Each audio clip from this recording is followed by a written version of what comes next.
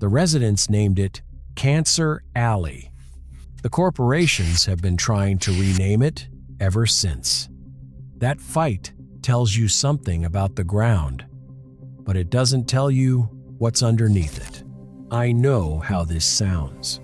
Every one of the facts you're about to hear is real, documented, and easy to verify. Today, 22 insane facts about an 85-mile strip of Louisiana that sound completely fake but are 100% real. 22. The name was coined by the people who breathe the air. You might think a term this damning came from a national newspaper or an activist group in Washington. It did not. Historically, the phrase Cancer Alley was popularized in the late 1980s by local residents along the Mississippi River corridor between Baton Rouge and New Orleans who had watched neighbors die of the same cancers at rates they could count on their fingers. The Louisiana Chemical Association has spent decades trying to replace the name with Chemical Corridor. To put that in scale, imagine a place where the people who live there and the industry that operates there cannot agree on what to call the ground they share. The people who breathe the air named the air. The companies that built the plants have been trying to rename it ever since. 21. 150 plants on a strip smaller than Rhode Island. According to the EPA's Toxics Release Inventory, the 85-mile corridor stretching from Baton Rouge down through St. James, St. John the Baptist, and St.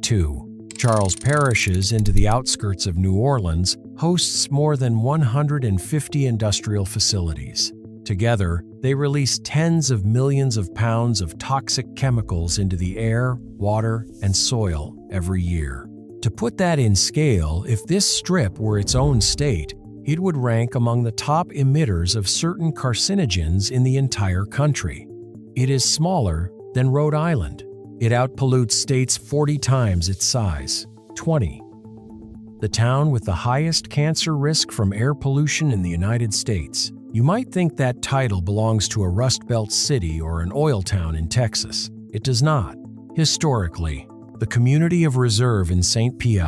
John the Baptist Parish sits directly next to the Denka Performance Elastomer Plant, the only facility in the country that manufactures neoprene.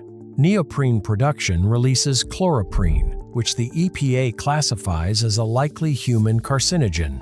In 2015, the EPA's National Air Toxics Assessment identified the census tract around the plant as having a cancer risk of 1,505 per million from air toxins.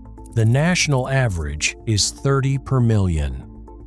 To put that in scale, the risk in Reserve was measured at roughly 50 times the average American exposure. 19.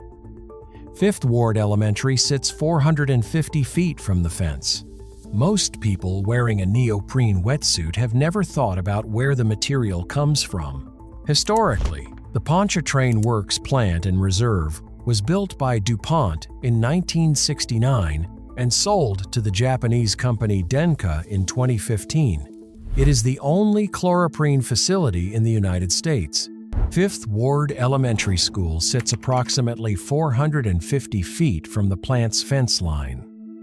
Air monitoring by the EPA between 2016 and 2019 showed chloroprene concentrations at the school of up to hundreds of times the agency's recommended long-term exposure guideline. The children of Reserve are learning multiplication tables inside a plume that adults would need respirators to work in. 18. $20 billion in tax breaks in a single decade in the parishes losing their schools. This is the number that stopped me. Historically, through Louisiana's Industrial Tax Exemption Program, established in the 1930s, manufacturers can receive 80 to 100% property tax exemptions for up to 10 years. Renewable. Between 2000 and 2019, according to analysis by Together Louisiana, the state approved more than $20 billion in property tax exemptions for industrial facilities, most of it concentrated in Cancer Alley parishes. To put that in scale, that is more than the entire annual budget of the state of Louisiana in some years. The parishes hosting the plants lose the property tax revenue that would fund the schools, hospitals, and clinics their residents need to survive the pollution. 17. The drinking water for 1.5 million people passes through this corridor. Geologically, the Mississippi River is the drinking water source for approximately 1.5 million people in the New Orleans metropolitan area and beyond. The entire 85-mile petrochemical corridor sits directly on its banks. Every plant permitted to discharge into the river releases treated wastewater upstream of these intakes. The Environmental Working Group has repeatedly flagged elevated levels of trihalomethanes, byproducts formed when chlorine disinfectant reacts with organic and industrial pollutants in the source water. To put that in scale, the water that comes out of a New Orleans kitchen tap has passed within feet of some of the most concentrated chemical manufacturing on the continent. 16. Louisiana produces a quarter of America's petrochemicals from these 85 miles. Industrially, Louisiana ranks second in the nation for petrochemical output, behind only Texas, and the vast majority of Louisiana's production occurs in this single corridor. According to the American Chemistry Council, Louisiana produces a substantial share of the country's ethylene, methanol, ammonia, and chlorine, alongside heavy volumes of vinyl chloride and ethylene oxide. To put that in scale, the plastic in your car dashboard, the fertilizer on farms in Iowa, the antifreeze in a truck in Ohio, the PVC pipe in a house in Nevada, a significant fraction of it was made within 85 miles of one another on the banks of the Mississippi. 15. The state has declined to conduct the study residents have demanded for 40 years. Most people assume that a place called Cancer Alley must have been studied to death. It has not. Historically, the Louisiana Tumor Registry publishes parish-level cancer data, but critics, including academic researchers at Tulane and Columbia, have noted that parish-level aggregation obscures the community-level clusters where residents live within a mile of specific facilities. A 2023 study by researchers at the University Network for Human Rights found cancer rates in fence-line communities significantly elevated compared to Louisiana averages. The comprehensive census tract-level study residents have demanded for 4 decades has still not been conducted by the state. If you have a favorite fact so far, drop it in the comments. The people who know this corridor best live there, and the strangest facts still ahead have nothing to do with the plants. 14. The parish with the most plants has one of the lowest life expectancies in the state. According to the Robert Wood Johnson Foundation's County Health Rankings, life expectancy in St. John the Baptist Parish sits several years below the Louisiana state average, which is already among the lowest in the United States. Historically, this parish contains a disproportionate share of the corridor's heaviest emitters. The parish is over 60% Black. The pattern residents and researchers have documented for decades is that the plants concentrate in the parishes where the population is majority Black and lower income. To put that in scale, the demographic map and the emissions map are the same map. 13. Hurricane Ida's chemical releases were disclosed months after the storm. Historically, when Hurricane Ida struck in August 2021, it directly crossed the petrochemical corridor. Multiple facilities reported flaring, power losses, and chemical releases. Louisiana's Department of Environmental Quality received hundreds of incident reports. Some of the largest releases, including ethylene and other toxic compounds, were disclosed weeks or months after the storm. Residents sheltering with no electricity, no phone service, and no way to evacuate breathed the air that came out of the plants during the failures. The air they could not see was reported to regulators after the storm had passed. 12. The activist who blocked a $1.25 billion plant runs the operation from her living room. Historically, Sharon Levine, a retired special education teacher in St. James Parish, founded Rise Saint. James in 2018 to fight the construction of new petrochemical facilities in her community. In 2021, she was awarded the Goldman Environmental Prize, sometimes called the Green Nobel. She helped organize the successful blocking of a $1.25 billion Wanhua chemical plant proposed for St. James in 2019 and remains a lead voice against the proposed Formosa complex. To put that in scale, one woman in her 70s, working from a small house in a small town, has forced multinational corporations to abandon multi-billion-dollar projects, and she does not plan to move. 11. A town that existed since emancipation was erased by a corporate buyout in 3 years. Here is where the corridor starts revealing what it actually is. Historically, the community of Diamond, Louisiana sat in Norco Sreeton, Charles Parish, directly adjacent to a Shell chemical plant. It was founded by descendants of enslaved people from the Trepanier and Diamond plantations. After decades of leaks, explosions, and health complaints, and following a fatal 1,988 explosion that killed 7 workers, residents organized under a woman named Margie Richard. Shell eventually agreed in 2002 to a relocation deal. By 2005, Diamond was effectively gone. The houses were bulldozed. The land became a buffer zone. To put that in scale, a community that had existed on the same ground since emancipation was erased from the map in less than 3 years. 10. The families who worked the plantations never left. 10 facts to go. You might assume that after emancipation, the freed population dispersed. It did not. Historically, freed people in many cases stayed on or near the plantations where they had been enslaved, forming small communities on parcels of land they were finally able to own. Towns like Wallace, Welcome, and Convent form populations directly to those post-emancipation settlements. The same families have lived on the same ground for 6 generations. The petrochemical industry began arriving in force in the 1950s, buying up plantation land parcel by parcel and building on fields their neighbors' great-great-grandparents had worked in bondage. 9. A plantation museum of slavery sits across the road from a chemical plant. Historically, the Whitney Plantation in Wallace, St. John the Baptist Parish, opened to the public in 2014 as the only plantation museum in the United States focused exclusively on the lives of the enslaved. It sits on the west bank of the Mississippi River.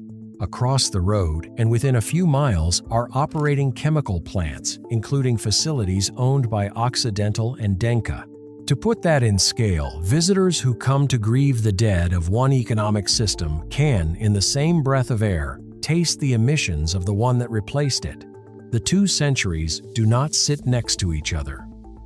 They occupy the same square mile. 8. The corridor is sinking.